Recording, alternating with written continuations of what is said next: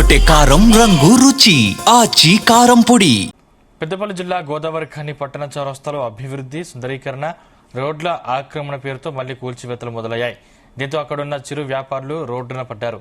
అన్ని రకాల అనుమతులతో ఇటీవల నిర్మించుకున్న తమ వ్యాపారాన్ని నేలమట్టం చేశారని వ్యాపారి మల్లేశం కుటుంబంతో సహా కూల్చివేసిన శిథిలాల మధ్య కూర్చుని ఆందోళన చేపట్టారు.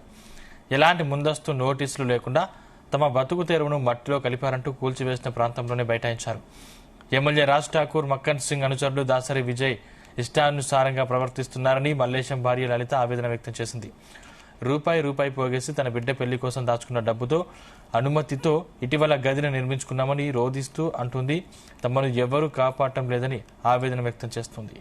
ఇస్తామన్నారంటే నా సొంతీలు నా బిడ్డ పెళ్లి డబ్బులకు పెట్టాల్సింది దాచుకొని నేను ఇది కట్టుకున్నా. మాకు వెంటకిచ్చుడు ఎందుకు? ఇప్పుడు నేను సార్ వచ్చిన తర్వాత నేను మాట్లాడిన తర్వాత నేను తీస్తా, నేను తీయా అని చెప్పిన తర్వాత ఒక ఫోన్ ఇచ్చాడు. అమ్మ ఎమ్మెల్యే గారు మీతో మాట్లాడతారట అంటే అవతల వ్యక్తి అలో అంటే నేనన్నా ఇది ఎమ్మెల్యే గారు వాయిస్ కాదు తమ్ముడు అని నేనన్నా. అంటే ఆ వ్యక్తి నాతో మాట్లాడాడు ఫోన్లో. అమ్మ మీకేం అన్యాయం జరగదు, మీకు వెనకకి ఇస్తాము, అది ఇప్పుడు మేము తీసేస్తామంటే నేను తీసేయడానికి ఒప్పుకోను, నేను అక్కడనే ఉంటా అన్న. మేము 40 సంవత్సరాలు ఉంటున్నాము, మాకేం లేదు, మేము అది ఇల్లుకి రాయికే మేము అక్కడనే ఉంటామంటే కొంచెం ఏం చేసుకుంటారు అని ఆయన అన్నాడు. ఏం చేసుకుంటామంటే మేము ఏదో ఒకటి చేసుకుంటాం. ఏం చేసుకోకపోతే నాకు 2 పిల్లలు, మేము భార్య భర్తలం, మా నలుగురిని చంపి అందులో బొంద పెట్టండి మీరు అని నేను గట్టిగా అనేసరికి అవతల వ్యక్తి ఫోన్ కట్ చేసిండు. కట్ చేసిన తర్వాత ఏడ్చుకుంటూ నేను వచ్చి ఇక్కడ కూర్చున్న తర్వాత మళ్ళీ ఒక 5 నిమిషాలకు ఆ దాసరి విజయ్ అనే అబ్బాయి వచ్చిండు.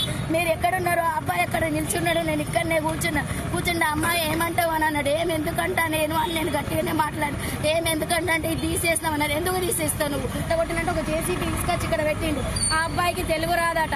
నేను మాట్లాడుతూనే ఉన్నా మారో అని అంటాడు. నేను ఆ అబ్బాయిని అయిపోయినా నువ్వు తీస్తే బాగుండదని నేను గట్టిగా అన్నాక ఆయన ఆపిండు. నేను 100కు డైల్ చేసిన 100కు నేను డైల్ చేస్తూనే ఉన్నా. ఆయన వెళ్తూ ఉంచుకుంటావా ఉంచుకో, ఏం చేసుకుంటావో నేను తెల్లారి వరకు ఇది ఉండనే ఉండదు అని అనుకుంటూ ఆ అబ్బాయి వెళ్ళిపోయిన దాసరి విజయ్. ఆ అబ్బాయి నాకు ఎప్పుడూ తెలియదు. నాకు తెలిసిందే నిన్న మాట్లాడిందే నిన్న. మేము ప్రజాస్వామ్యంలో లేమా? మేము ఎక్కడున్నాం? 40 సంవత్సరాల నుంచి నా భర్త ఇక్కడనే ఆకులు అమ్ముకుంటాడు. ప్రతి ఒక్కరికి తెలుసు, గోదావరి కానీ మొత్తం తెలుసు. నేను 40 లక్షలు అప్పు చేసి సామాను పెట్టుకున్నా. నేను నా బిడ్డ పెళ్లికి అయ్యేది నేను ఖర్చు చేసుకొని నేను రూమ్ కట్టుకున్నా. నేను డబ్బులు ఖర్చు పెట్టి కట్టుకున్నది నా పర్మిషన్ కూలగొట్టి నాకెక్కడో ఎదిగిస్తానంటే నేనేం చేసుకుంటాను? నాకు అన్యాయం ఎందుకు? ఎర్రగొట్టే కారం రంగు రుచి ఆచి కారం పొడి.